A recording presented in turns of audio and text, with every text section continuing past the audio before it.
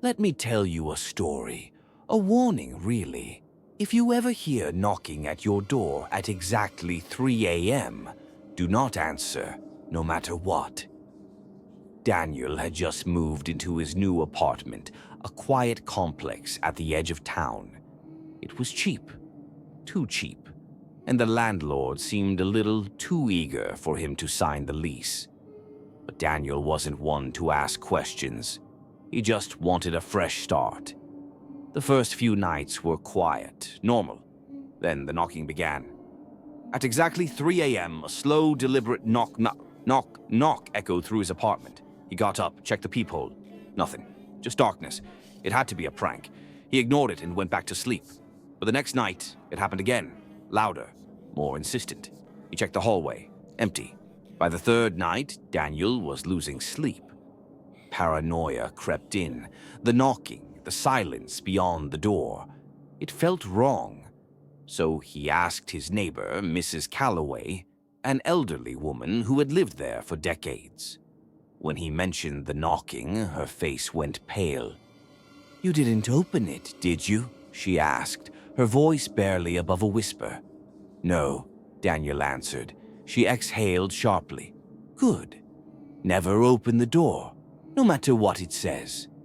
That night, Daniel sat awake, waiting. 3 a.m. arrived. The knocking returned, but this time a voice followed.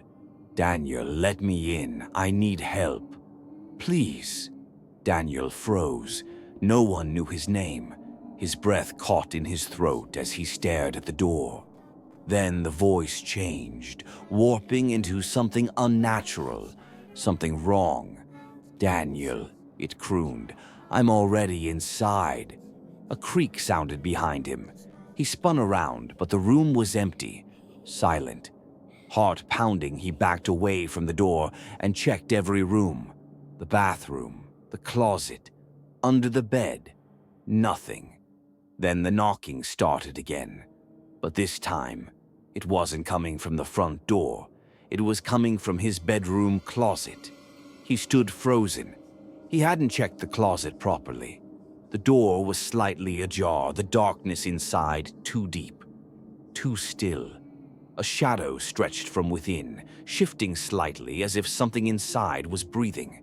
Daniel reached for his phone, fumbling to turn on the flashlight. The dim glow revealed nothing, just clothes, hangers, shoes. He exhaled, relieved. Then came the whisper. "Found you." The closet door slammed shut. Daniel screamed, stumbling backward. His phone hit the floor. The lights flickered. The temperature dropped, the air so cold it burned his skin. The knocking grew frantic, rattling the walls, pounding from inside the closet as if something was trying to break out. And then, silence. The clock on his nightstand read 3:15 a.m. It was over, for now. Morning came and Daniel had had enough. He packed his bags and drove straight to the landlord's office. He wanted out, needed out. "Another one, huh?" the landlord muttered when Daniel demanded to break the lease. "What do you mean, another one?" Daniel snapped. The landlord sighed, sliding a thick folder across the desk. Inside were dozens of old lease agreements, each with a different name, a different date, but the same unit number, his apartment. "They all left," the landlord said. "Or they tried to." Daniel flipped through the pages. Some names were crossed out. Others had red stains smeared across them. And then he saw it. One page with no name, just a message scrawled in shaky handwriting. "Don't open the door." Daniel bolted from the office. He didn't care about the deposit, he just needed to be gone. That night in a hotel across town, Daniel finally felt safe. He collapsed onto the bed, exhausted. His eyelids grew heavy, his body sinking into the mattress. Then, just as he drifted off to sleep,